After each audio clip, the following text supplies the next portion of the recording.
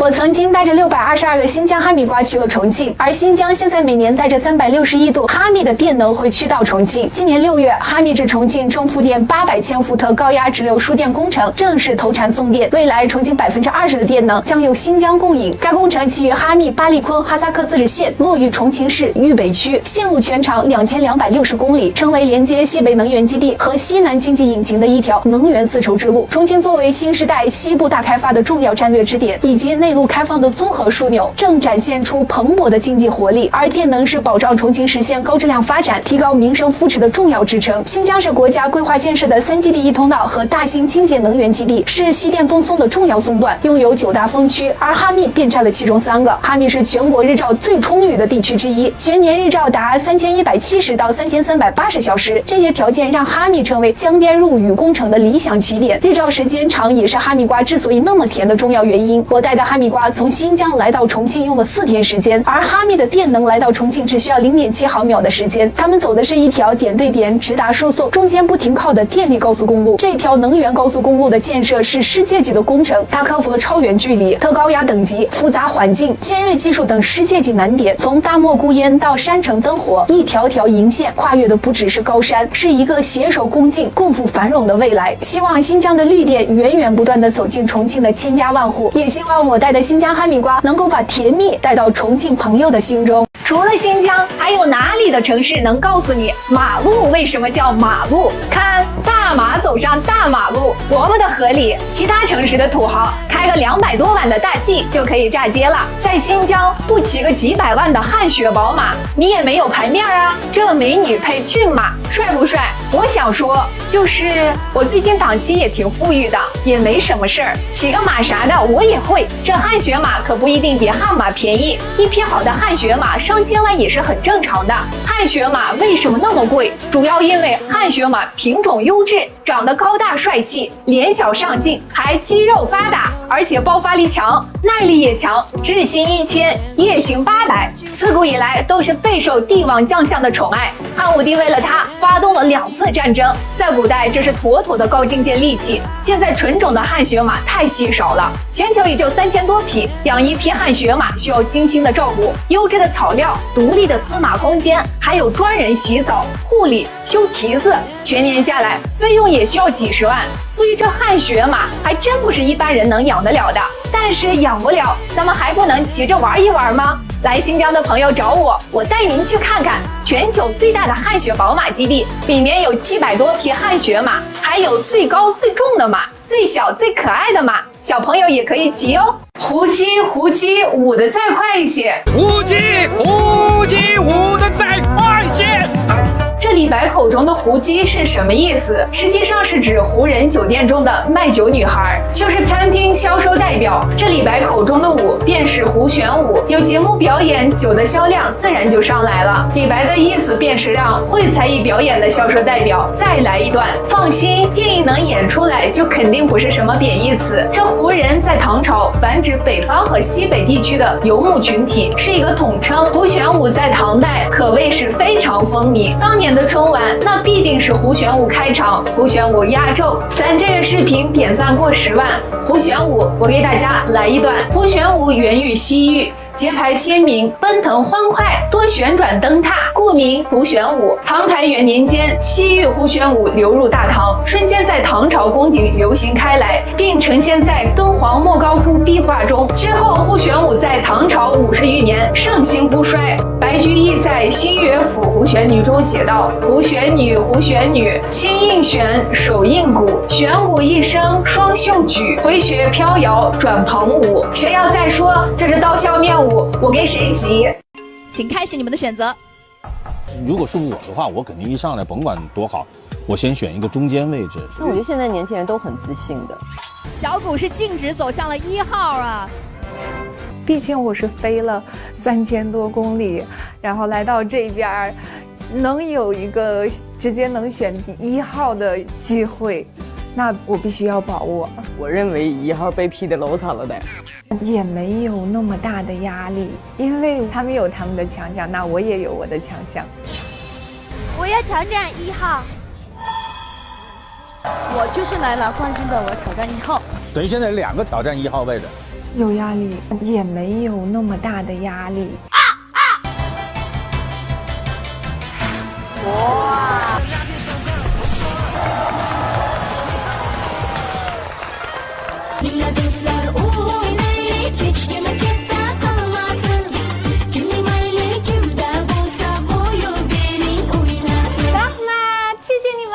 多难选这个呢！太难了吧？那么接下来喜欢谁就为谁举手。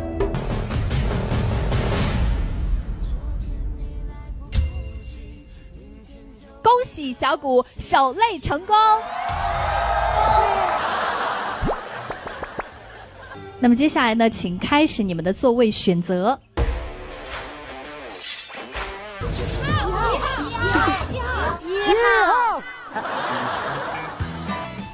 1号。好的。夏季重重卡波，胸襟那丫头，他日就慢柔，罗通可能累哟，他日就慢柔，罗通可能累哟。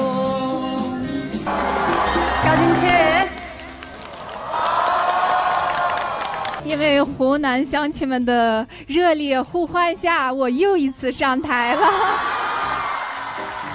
我还有一些话想跟乡亲们说，因为湖南是沅江吐鲁番的。沅江是支援，对，支援新疆，是吧？你有好多都没听说过，你连沅江都不知道，你以为是啤酒呢？我给你们教一个简单的新疆舞，怎么样？打起手鼓唱起歌，我骑着马儿翻山坡，我的手鼓总轻唱，欢乐的歌声震山河。印象深刻的还是这个新疆小谷，他穿着他的民族服装站在那里的时候，你就会觉得已经赏心悦目了。小谷在这一轮特别出圈，他就是实实在在有干货。开朗，善于互动。恭喜小谷手累成功，谢谢大家。最耀眼的36朵花儿已经集结完毕。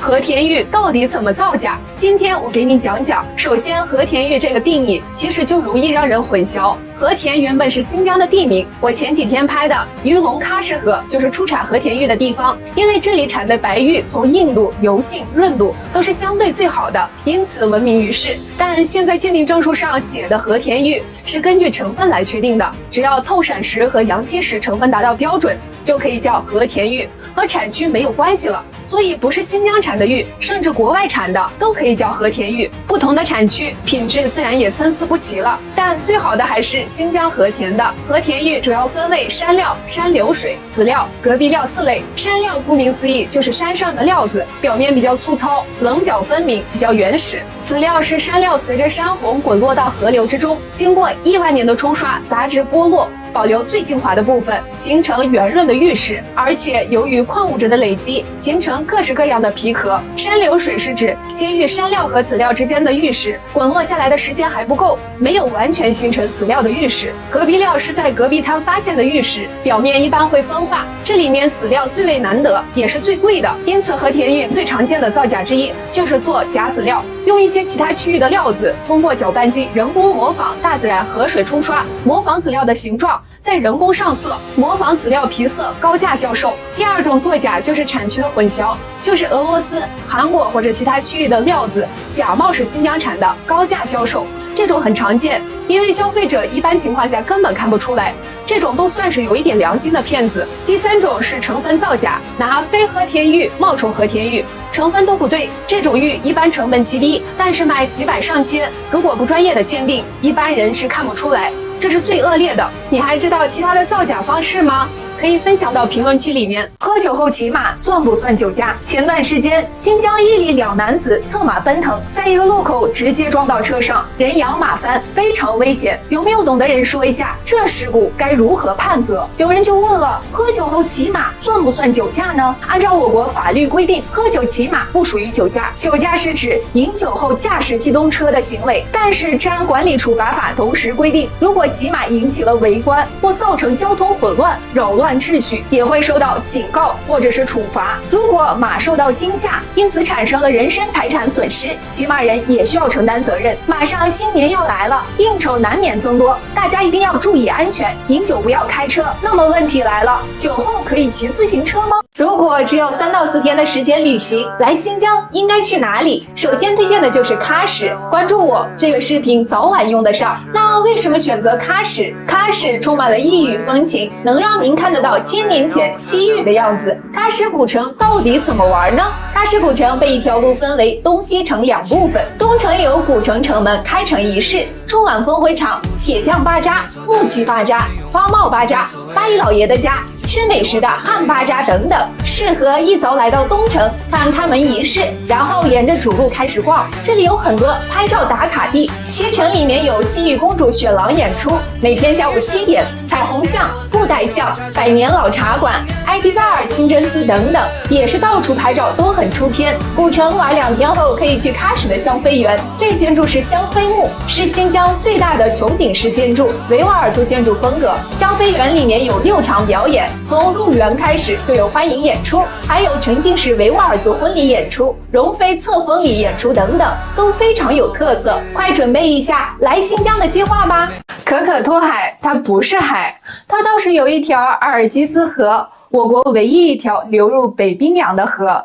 那它为什么叫可可托海？您可不要觉得它在骗人哦。可可托海是蒙语的音译，可可是蓝色的意思，托海是弯曲的意思，加在一起是蓝色河湾的意思。在哈萨克语中翻译过来是绿色丛林的意思。这2个翻译非常形象地描述了可可托海的美。这里拥有国家5A 级景区，有白桦林、宝石沟、中山秀谷等等。但来这里美丽的风景是其次，你还要知道这里是一个为国家做出巨大贡献的地方。可可托海矿产丰富，世界上已知有用的141种矿物，可可托海3号矿坑就拥有86种，稀有金属占矿山储量的90%以上。就是这些稀有金属在共和国初期帮助我们偿还了巨额外债。同时，我国2弹1星、航空航天一些核心的材料和燃料也出自这里。这里是名副其实的英雄矿。如果你也喜欢新疆，记得关注我哟。有人说诗仙李白其实是外国人，他出生在现在的吉尔吉斯斯坦，是一个地地道道的老外。但这种说法是错误的。李白出生于古代的碎叶城，确实是现在的吉尔吉斯斯坦境内，但是在唐朝，碎叶城属于西域，是唐朝在西域设立的重镇，是安七4镇之一。现在新疆乌鲁木齐的人民公园还有李白的雕像。关于李白的身世，我们看看李白自己是怎么写的。本家陇西人，先魏汉边将，攻略盖天地，名飞青云上，苦战进步侯，当年颇惆怅。这是谁呀？祖籍甘肃陇西，汉将，攻略盖天却未能封侯。飞将军李广，戎马一生，抗击匈奴，最终自刎于漠北之战。据说西凉开国国君李浩就是李广之后，而李白是李浩90孙，大唐开国国君李渊也是李浩之后。这要是真的，李白的身世就显赫了。还有一种说法，李白是李建成之后，因此他的身份一直不敢详细透露。李建成是李世民的亲哥哥，玄武门之变后，李白祖上便逃亡西域避难。关于李白的身世，现在还存有争议，但李白是地地道道的中国人，肯定是没错的。直至神龙元年，公元705年，李白4岁，随父亲回到中原，来到四川，开启了他传奇的一生。评论里总有人说，当年汉武帝西征不是为了葡萄干，当然不是为了葡萄干，而真正的原因之一是为了得到天马。公元前115年，张骞出师西域的早空之旅，将葡萄、苜蓿、石榴、胡马带回了中原，是大汉第一次见识到兴起的西方物种。而几年后，汗血宝马的到来，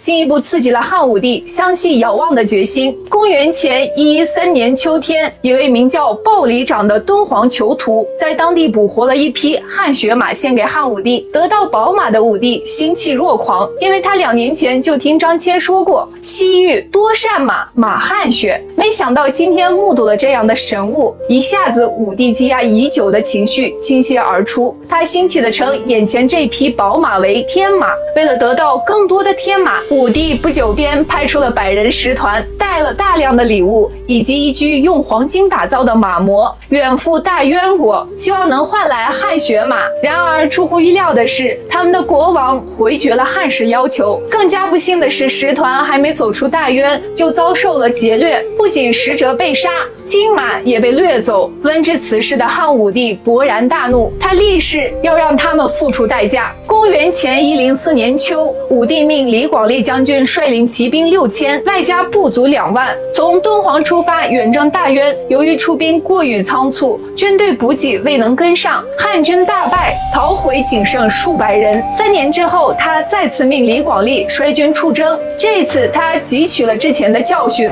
做了充足的准备，不仅派给李广利整整6万名士卒，还有战马3万匹、牛10万头，以及大量羊、驴和骆驼，还特意派了2名相马专家一同前往。没多久，大原发生政变，叛变的贵族杀死国王，并向汉军议和。最终，汉武帝得到梦寐以求的天马1000余匹。现在中国最大的汗血宝马集中地就在新疆的乌鲁木齐，有机会来看看吧。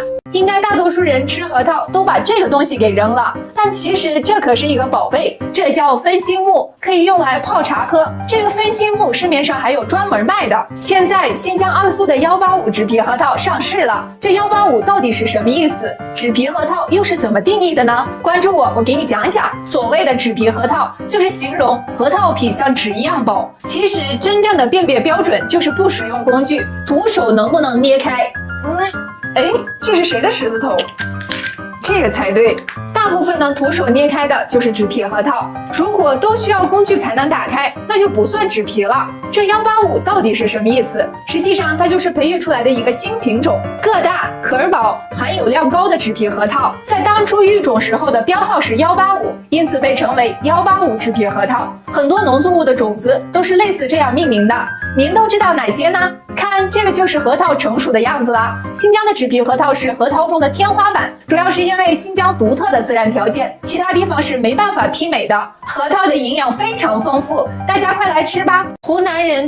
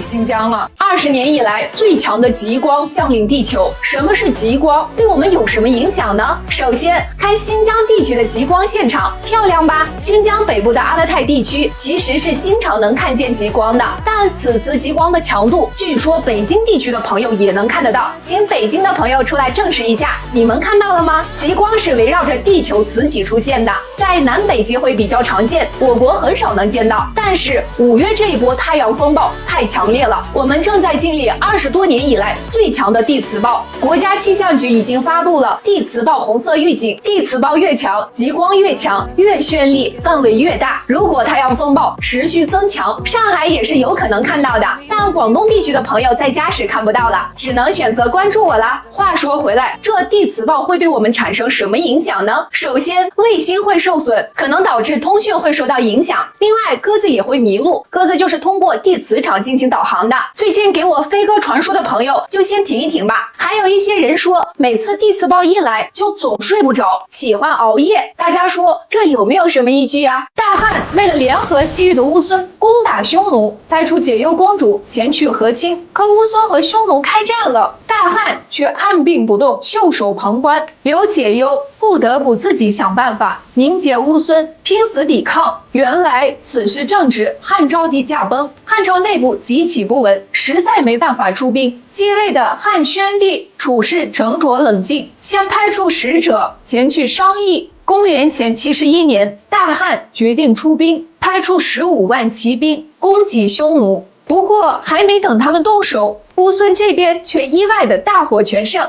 这一战后，匈奴从此一蹶不振，这标志着汉帝国自汉武帝以来联合西域夹击匈奴的夙愿实现了，也标志着匈奴的威胁基本解除了。解忧公主20几年的奉献和坚持，最终没有白费。翁归米晚年，其侄子尼米夺回政权，继位乌孙王。尼米是当年军须米和匈奴公主所生的孩子。解忧公主刚来乌孙，就是嫁给了军须米。可现在根据习俗，解忧公主也不得不嫁给尼米。尼米很敌视汉朝，也非常残暴，倒行逆施，国人共愤。解忧公主决定背水一战，解决了尼米，可最终以失败告终。解忧公主求助西域都护府郑吉救援，才保住了性命。公元前53年，乌孙内乱，尼米被杀，乌鸠图成为新乌孙王。汉宣帝决定讨伐乌孙，西域都护派解忧公主带来了冯瑶前去劝降，最终乌鸠图同意和解，让位给解忧公主的儿子。在不费一兵一卒的前提下，乌孙成为西汉的属国，冯瑶因此立功，被封为大汉的正式使节，成了我国历史上公认的第一位女外交家。公元前51年，解忧公主已年过古稀，带着孙子孙女回到长安。2年后，解忧公主与时长死。解忧公主终其一生，稳固了大汉边界的安全，促进大汉统一西域，为大汉和西域的发展做出了重要贡献。她的付出和功绩不亚于任何一位和亲公主。刀郎老师的演唱会，台上唱哭了自己，却感动了所有人的一首歌，是喀什噶尔的《胡杨》。这首歌是万人在合唱，也有万人在合哭。为什么这首歌有这么大的威力？喀什噶尔的《胡杨》是刀郎先生发行的第2张同名专辑里的主题曲，发行于2004年12月。这首歌刀郎写了3年。有一次他去南疆采风，走到沙漠深处，那种空旷和安静给刀郎带来了一种莫名的恐惧。再往前走，一片沙漠胡杨出现在他的眼前。胡杨生千年不死，死千年不倒，倒千年不朽。巨大的胡杨树矗立在刀郎面前，这情景是无比震撼的。他觉得胡杨像男人一样，在那艰苦的环境下，即使让身体扭曲到那样程度，也要不断的成长，这是令人敬仰的。另外，用胡杨象征至死不渝的爱情，再合适不过了。在新疆，关于胡杨的爱情故事有很多，其中有一个讲述了男孩女孩青梅竹马，可最终在家人的安排下，女孩要嫁给有钱人。这个消息对2个人来说都是无法接受的。他们相拥而泣，最后一起毅然决然地向沙漠深处走去。若干年后，在沙漠中出现了2棵胡杨，它们相依而生，树冠连在一起，永远不用分离了。卡什噶尔的《胡杨》这首歌显然还有更深的含义。这首歌的前半段描述了一厢情愿的感情是多么的痛苦。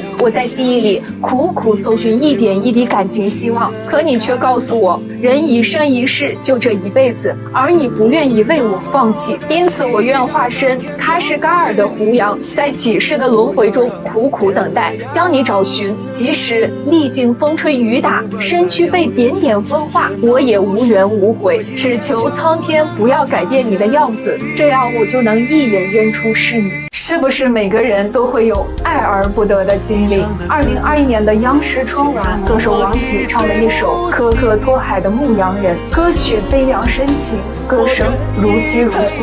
这首歌背后凄美的爱情故事，你知道吗？女人是个美丽的养蜂女，她失去了丈夫，独自带着2个孩子，赶着骆驼，载着蜂箱，在一个春暖花开的季节，她来到了美丽的可可托海。新疆天气多变，一天暴风雨突然来袭，养蜂女慌忙开始收拾蜂箱，一不小心扭伤了脚。这时一个青年恰巧路过，帮助了她。这是一个英俊的游牧青年，养了一大群牛和羊，追随着草地四处为家。为了感谢青年，养蜂女给他送了蜂蜜，还做了饭给他吃。许久没有吃过一顿好饭的青年，居然在那一刻有了家的感觉。之后牧羊人在放牧之余，也帮助养蜂女干一些体力活，让养蜂女也感受到了被人照顾的温暖。就这样天长地久的相处，变成了细水长流的情谊。他们爱上了彼此，牧羊人不嫌弃养蜂女比他大，结过婚还愿意做孩子们的父亲，守护着他们。可养蜂女却有顾虑，她认为自己有2个孩子，和牧羊人在一起会拖累她，而牧羊人还很年轻，应该有更好的选择。在一个风雨交加的夜晚，养蜂女选择悄无声息地离开，冰冷的雨水打在她脸上，但她依然能感觉到自己滚烫的泪水在流淌。牧羊人不相信养蜂女不辞而别，便痴痴地在这里等她回来。当养蜂女听说牧场的草已枯黄，而牧羊人还没有离开，便托人带去善意的谎言，说自己已经嫁人了。世界上最大的遗憾之一，应该就是相遇相知，却不能相爱相守了。如果你也喜欢新疆，记得关注我哟。都没想到吧？这么多朋友来新疆滑雪，把自己滑成灾民了。最近新疆北部阿勒泰发生了多年不遇的暴雪，引发了几十处雪崩，禾木景区的大雪已经有几米深了。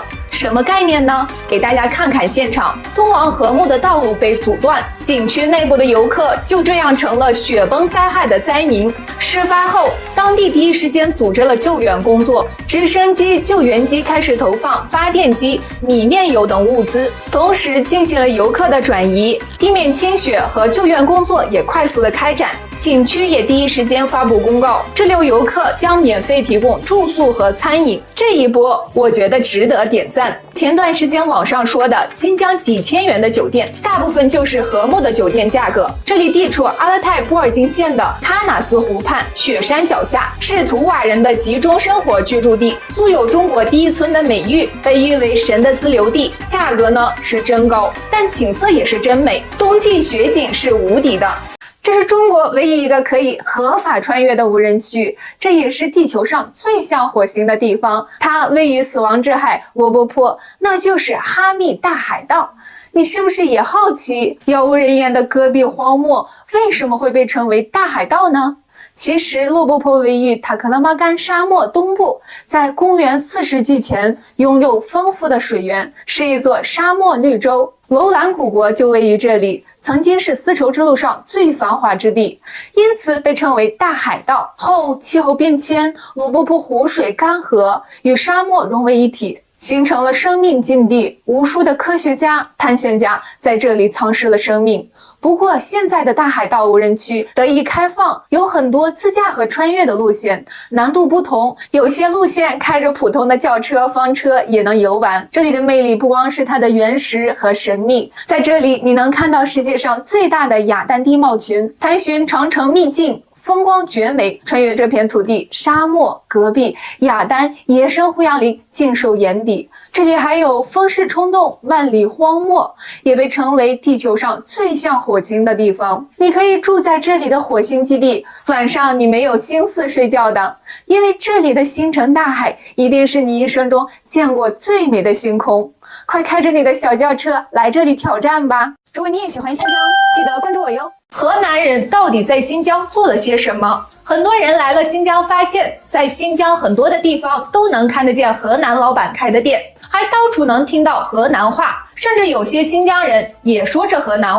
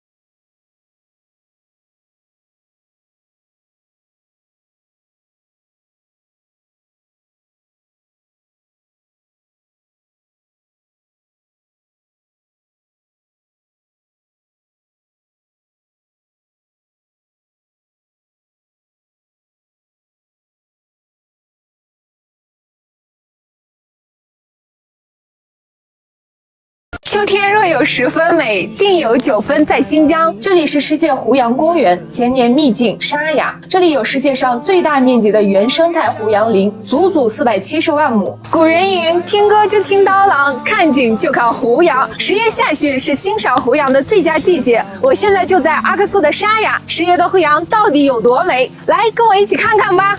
行走在胡杨林中，仿佛在欣赏一部穿越千年的史诗。苍枯的皮肤之下是源源不断的生机，水胡杨也是同样的震撼。胡杨的生命力极强，它可以让茫茫大漠充满生机，这就是它最大的特性。耐盐碱，顶风沙，无惧酷暑，不怕严寒，在这广阔的天地间顶天立地，自由生长。你猜猜这个胡杨多少岁了？2个我都抱不起来。这个是什么？谁知道呢？这里是死后的胡杨。千年不倒，倒后千年不朽，这就是不屈不挠的胡杨精神。这就是喝着塔里木河水长大的洋娃子烤的羊肉串，这是中国最好吃的羊肉之一。胡杨木炭火烤制。到新疆，大家听到的这个洋娃子就是小羊羔的意思。每年10月，沙雅会举行规模浩大的胡杨节，同时在这里还会开展汽车拉力越野、户外露营、风情歌舞、篝火晚会等活动。这里不光风景优美，沙雅纯淳朴的人民也特别热情。快做好计划出发吧！你有没有想过找一个恬静的小村庄，盖个院子，种点花，种点菜，养几只羊，过着与世无争的生活？新疆有一个世外桃源，这里原本是一个很普通的小村庄，不知道从什么时候开始，一些城市里的人来到了这里，发现了这里的宁静与美丽，然后他们包下院子，改造成了一座座漂亮的民宿。随着慕名而来的人越来越多，现在这里已经成了更多人的桃源世界。大家给这个村子起了一个可爱的名字，叫荒荒村，荒荒悠悠生活的村，听着就安逸。这里位于霍城县，每年6月下旬到7、8月份，这里是最美的时间段，薰衣草会开遍每个角落，整个荒荒村沉浸在一片紫色的海洋中，非常浪漫。而且这个时间段，这里还会举办为期1个月的音乐节，今年是定在6月18日到7月18日。不光有音乐节，这里还有星空电影篝火晚会，一场星空电影定格一个美好的回忆，一场篝火狂欢在夏日的晚风里展开。如果有一天你累了，就来荒荒村吧，平淡宁静且治愈，抛开城市纷扰，远离都市喧嚣，闻闻清晨的花香，听听鸟叫，呼吸新鲜的空气，简单又美好。嗨，有希望的，在新疆这个拥有广阔草原、高山峡谷、美丽富饶的地方，怎么能少得了舞蹈呢？那今天就教大家跳新疆舞。大家都知道新疆人是能歌善舞的，我们吃饭聚会的时候不吹牛不喝酒就跳舞。其实新疆舞是特别简单的，有几个核心动作，只要你掌握了，一学就会。女生的几个核心动作，第一个翻手腕，1、2、3、4，注意手心是往外翻的。第二个动作是摆手臂，1、2、3、4，注意一直看着手。第三个动作是扭脖子，1、2、3、4，注意身体不动，脖子动就行。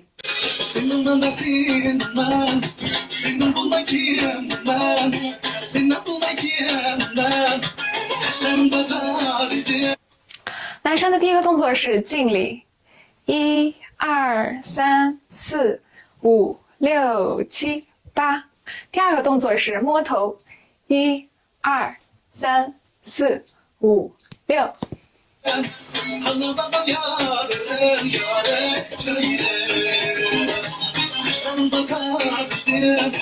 你学会了吗？特别简单是吧？如果你还没学会，我有一个大哥，他教的特别好。男人有的时候你以前讲过没有？这数就在下，什么意思懂不懂？出去，我有钱，我有房子，我还有葡萄园，还有拖拉机，然后看见女人这个眉毛动一动，嫁给我吧。女孩子要怎么办？我爸爸不同意，那我妈妈也不同意，那我也不同意。这个动作讲懂了？什么意思？考虑考虑。刀郎有一首歌叫《喀什噶尔的胡杨》，发布在2004年的同名专辑中。这是刀郎的第2个正式专辑，是由李宗盛担任制作人的。刀郎凭借该专辑获得华语音乐传媒大奖最佳国语男歌手奖。点个赞，关注我，给你详细讲讲喀什噶尔的胡杨。喀什噶尔就是新疆的喀什。刀郎老师借胡杨描写了对爱情的至死不渝。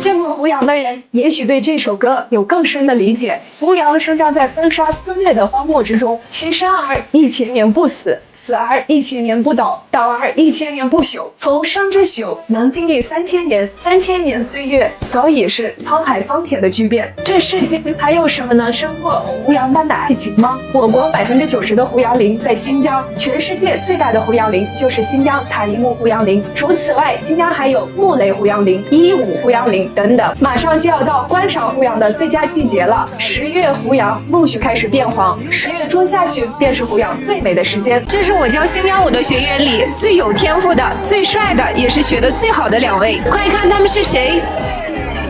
欢迎薇薇哥跟杨鑫哥来到我们美丽的喀什。欢迎！既然你们来了我们的美丽的喀什，就得学一学我们的技能。好，技能什么技能？是我们的民族舞蹈。好的，easy，没问题是吧？来，看我的动作，看你的动作，来，看我的动作啊！这是有一个口诀的。口诀。对，追女生的，敬完礼以后就说我有房子。我有房子。对，我有房子以后呢，然后第二个动作是这个吗？这是我有车子。我有车子。对，然后你们猜这是啥？是什么？是钱。对，我有钱，我有票子。对，票子以后呢，再这样就我这是我的真诚。这个什么意思？我有腰子。差不多就是这意思。这叫什么？来音乐。哦，来就来。2、3、4、5、6、7、8，1、2、3、4、5、6、7、8，1、2、3、4、5、6、7、8，结束了。投个票吧，他们谁跳得更好呢？来看这个视频，一个彪形大汉正把一个小朋友捆绑在一个窄床上，小朋友不光没有怕意，还笑呢。原来这是爸爸妈妈正哄一个小朋友睡觉。这一评论区那是一片声讨，到底是什么人才用这样的方式哄小孩呢？说到这儿，我就不得不拿出这个给大家看了。看，猜猜这是什么？中间还有一个洞。来，再看看这一对，猜猜这又是什么？注意啦，来新疆的朋友千万别把这个当成烟袋锅买回去。我要说这个和上面那个带动的小床是一套，配合使用的。仔细想想，是不是就能猜个大概了？这个床就是维吾尔传统的婴儿床，这两个小配件，一个是男孩，一个是女孩，大家知道了吧？来，请看正确的操作方法。小床下面是有圆弧的，可以摇摆，小洞下面可以放一个小桶，通过小工具就可以起到引流入桶的作用了，这样就不需要尿不湿了，宝宝也能睡得更踏实。为了小宝宝睡得更舒服，要在上面铺一个带动的褥子，然后把小宝宝放床上，再绑上比较宽的绑带，哄小宝宝睡觉。这个是小宝宝40天的时候才会使用，还会举行摇篮礼。我小时候就是这样被绑着咬大的。目前来看，身心健康，现在也还有人在使用。有人认为这样宝宝会很难受，而且有些心理学者认为这样会让宝宝在潜意识里压制自己的个性，但也有人认为这样会让宝宝包裹紧实，睡觉不容易受到惊吓，还能解放妈妈。曾仕强教授曾说过，中国的小孩一出生就把他包得紧紧的，西方的小孩一出生就给他穿得宽松宽松。哪个对？中国人对。我们一来就把他包起来，包起来，还用绳子扎起来。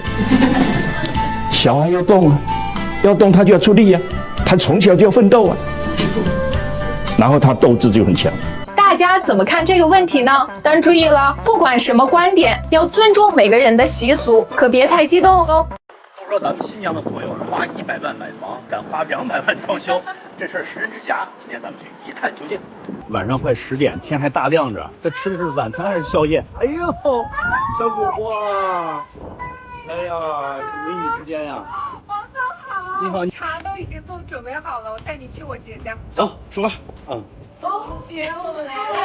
哎呀，哇，太隆重了吧这也，是吧，妈妈？对。哎呀，妈妈太富贵太漂亮了，谢谢。看妈妈这条链子，如果我没猜错的话，1000多斤的吧？今天有点形象尽毁呀，格格不入了，朋友们。看着一桌子丰富的下午茶点，哎呀，维吾尔族家庭做客先要洗洗手哈，我先来。是叫笋子、草莓，都装的这么有仪式感，正宗的维吾尔族的甜食。新疆的，对，这是法达木。法达木，妈妈给大家亲手切蛋糕，我们去旁边参观一下，走起。大家看这房屋到处都是鲜花、插花、花艺呀。我们小翠民族家里基本上都会有。那边呢，还有一个是我妈妈自己手工做的一个花，我们去看一下。走，看看，大家看，这也是花，这边也是花。墙上的壁画也是花，这边又是花，哇，看这边，这是妈妈就是一个一个的插上去的手大家工做。看，手工做，这都是鲜花，现在只不过是干了而已啊，擦着金粉。好像每个供乳乳家庭就有一个留声机。哎，小虎，这能播吗？这个？王总，你想多了。看，蓝牙的。来。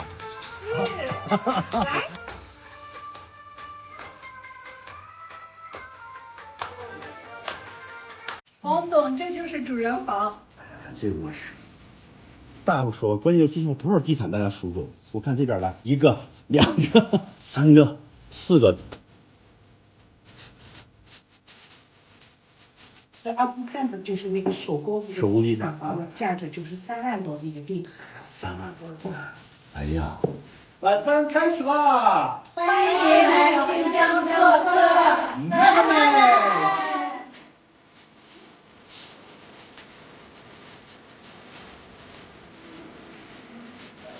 咱在新疆不吃胖3天，都对不起这方热情的水土啊！哎呀，面肺子、羊肠、包彪子来一口。超好吃的。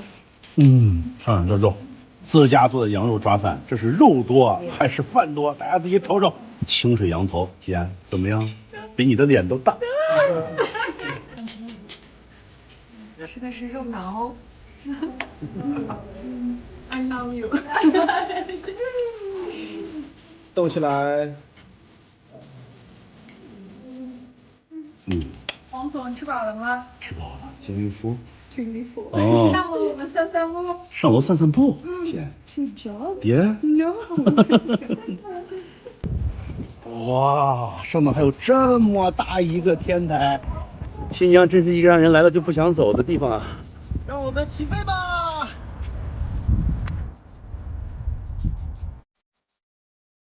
如果给你1万块钱，您是买和田玉还是翡翠呢？可不能什么都不买哟。今天我们了解一下和田玉到底是怎么形成的。世界上所有的石头只分为3大类：岩浆岩、沉积岩和变质岩。早在46亿年前，地球就是一个滚滚岩浆覆盖的球体。随着数亿年的演变，岩浆逐步冷却成地壳，岩浆变为岩石，这就是岩浆岩。岩浆岩碎而成沙成土，随着地球的自转和分化，逐步形成了沉积岩，就像这样一层一层的。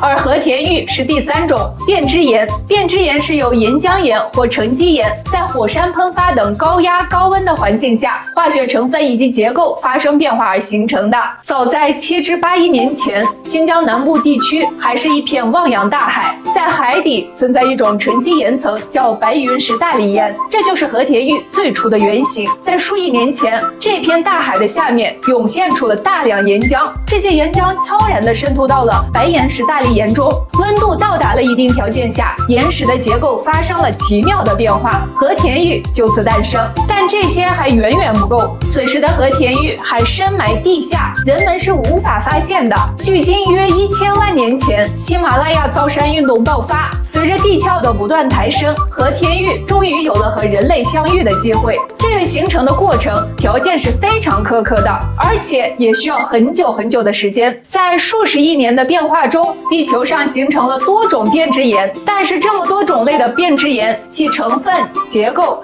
硬度、样貌都是不同的。玉石是自古以来都备受人们青睐的，在全国有20几个产玉地。昆仑山所产的和田玉，无论是从玉质硬度、洁白度、细腻性、油脂光泽度，都是最优秀的。您喜欢和田玉吗？晕车的人早就吐了。世界最险的沙漠到底有多险？过一会儿你就知道了。大哥好。走，小伙，这次来干嘛来了？我是专程来体验沙漠的。哦，那可以啊。胖哥，我还有一个问题，为什么那么多人来找你学车呀？沙漠那么大，又没有障碍物，踩油门就冲呗。你跟我进去一趟，你就会自然找到答案。走，走吧。走。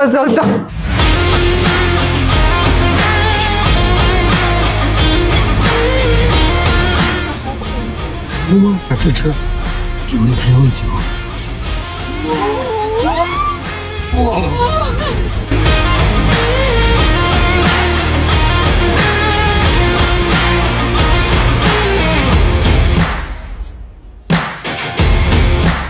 灵魂出来没有？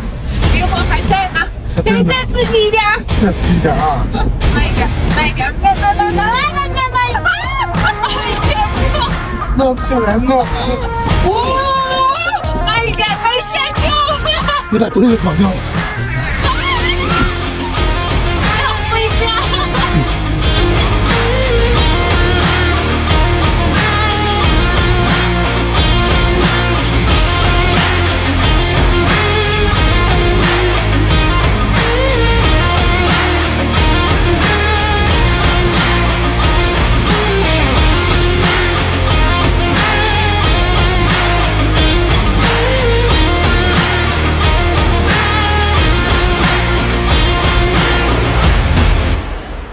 古木塔阁里面有个潘家峰，真的是以你的名字命名的吗？哎呀，这个就咱们对了，这是库木塔沙漠里面最难的峰，也叫金字塔，也叫三角峰。之前这个潘家峰不是潘家峰，千百年来没有人登顶，我就开着咱们的坦克300，直接登顶，一次登顶，最后大家给我取名为潘家峰，我是打破了这个历史。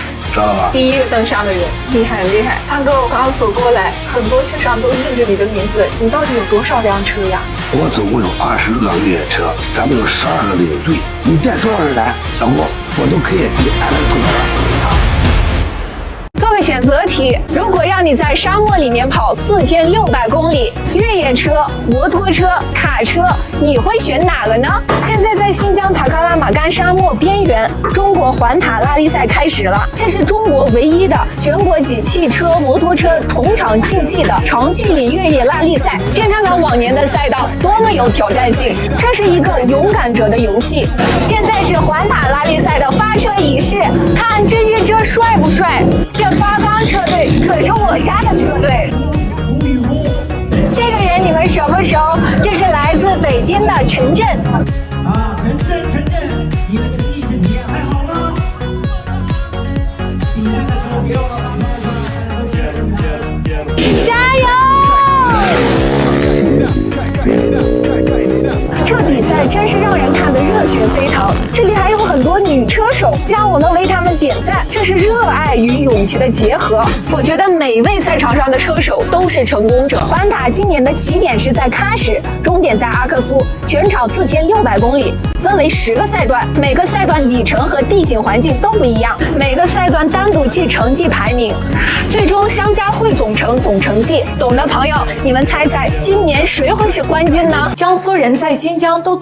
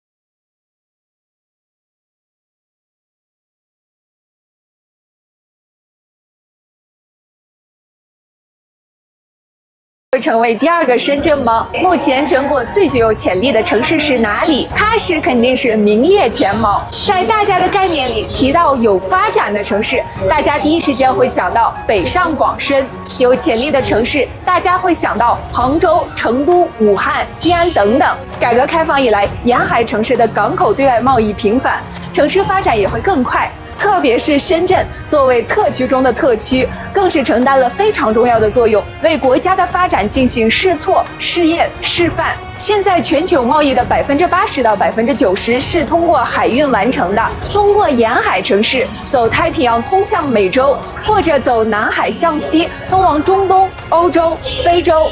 可纵观几千年的历史，世界上最繁华的贸易通道当属丝绸之路。现在我国的一带一路战略已经是重新打通了这条陆路的交通要道，从理念到行动，从愿景到现实，这条丝绸之路都不断的在改变世界的贸易格局。而喀什正是丝绸之路上的明珠，自古以来都是丝绸之路上的重要节点。从近几年的发展来看，我们盘点几组数据。第一，喀什的进出口贸易总额从21年的37亿增长到了23年的496亿。全国综合保税区排名，喀什从21年的110名晋升到23年的30名。喀什正以飞一样的速度向前奔跑。您说喀什会超过深圳吗？喀什会成为下一个深圳吗？从1979年开始的第一个经济特区，到现在，中国目前有7个经济特区，分别是深圳、珠海、厦门、海南、喀什、霍尔果斯经济特区。这7个经济特区当中，广东占了3个，厦门1个，海南1个。这5个经济特区都是沿海地区，目前的发展我们都能看得到。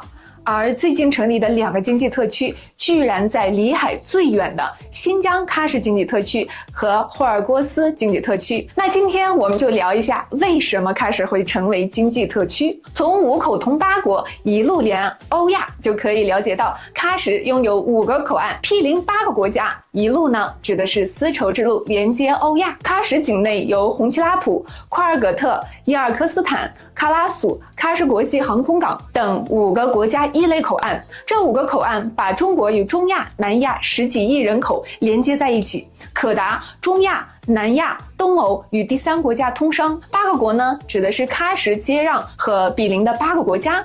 喀什有888公里长的陆地边界，与印度、巴基斯坦、阿富汗、塔吉克斯坦、吉尔吉斯斯坦5个国家接壤，与乌兹别克斯坦、土尔库曼斯坦、哈萨克斯坦也非常接近。这8个国家形成了弧形的经济圈，而喀什正处于这个圆弧的正中心。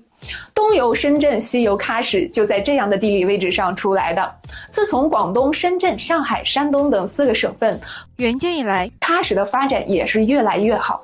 但这里相比深圳、珠海等经济特区晚了30年，因此喀什经济特区现在还是处于起步阶段。但再过30年，喀什会不会成为下一个深圳呢？让我们拭目以待。如果你也喜欢新疆，记得关注我哟。她被称为昆仑女神，独自在昆仑山脚下守望20多年，从一个花季少女变成了沧桑老妇。她到底在等什么？1990年，杨丽与爱人李军结婚，丈夫为乡音号召，报名加入了支援边疆的队伍。她跟随队伍在昆仑山无人区修筑公路，遭遇到了坍塌，所有人被淹没在黄沙之下。杨丽思念丈夫，伤心过度，经山开始恍惚，常常自言自语。她不相信丈夫死了，丈夫说过会回来陪她，直到2001年家中最后一位老人去世，她便背起了行李，来到了昆仑山脚下，来到了丈夫消失的地方，呼唤着丈夫的名字。她在昆仑山脚下找到了以前工人避风的小房子，从此便在这个荒无人烟的地方等待丈夫归来。这一等就是20多年，高原艰苦的环境改变了她的容貌，却没能改变她的艰辛。她会对每一个路过的车辆微笑招手，希望大家路上平安，因此大家都称她为昆仑女神。历史上真实的唐僧到底是不是像我们在电视剧里看到的样子？唐僧取经并非是神话杜撰，而是历史上真实发生的事情。但事实的真相却和我们看到的大相径庭。真实的唐僧并非一个唯唯诺诺、优柔寡断的人，而是一个有理想、有抱负的真英雄。但他并非是玉帝哥哥，他取经也并没有唐王李世民为他送行，反而是乘着饥荒偷渡去的。这是为什么呢？唐僧原名陈毅，法号玄奘，他4岁丧母，10岁丧父，13岁跟随自己的二哥出家为僧。他悟性极高，且聪明伶俐，很快便远近闻名。青年时期便有了佛门千里驹的称号，受到唐王李世民的器重。但随着研究的深入，玄奘发现很多僧人所讲和经文内容不一致，而且有一些经书之间还相互矛盾，很多内容都被曲解了。到底哪些才是正确的呢？此事他为了追求真经，产生了去万里之外的天竺学习深造的想法，但这却遭到了李世民的反对。主要原因有2个：第一，西行的路途遥远，雪山、沙漠、迥异的气候，又要离开大唐的领土，可谓九死一生。第二，也是主要的原因，那是正是李世民准备对东突厥用兵之年，边关官兵，玄奘法师若是被敌方捉拿，极可能成为人质。而且玄奘本人又曾游遍大唐讲经说法，简直是一部行走的大唐百科全书。但玄奘去意已决，公元629年，他趁着天下饥荒，偷偷摸摸从长安，也就是今天的西安出发，一路西行，通过玉门关进入西域，也就是今天的新疆，再穿越中亚、南亚各国，最终抵达目的地。看到这条路线，我相信大家不禁要问一句：师父，你为什么要绕路呢？关注我，下一期我们详细讲讲。